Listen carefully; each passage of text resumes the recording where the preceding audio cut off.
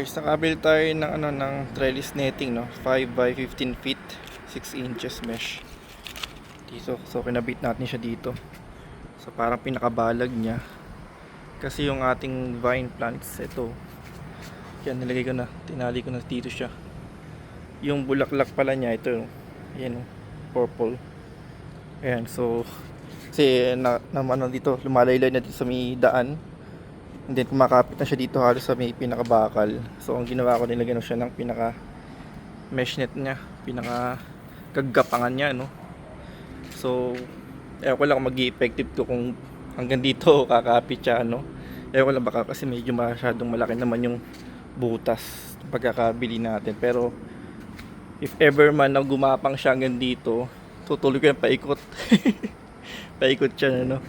So kasi ano siya ano, ito sinample ko na, tinali ko na siya dito, no, na maging gabay niya. Dito na siya kumapit sana.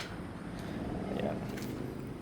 Yung puno niyan guys, sa pinaka ibaba, andun, maliit lang. Tapos ito nga yung bulaklak niya, ayan.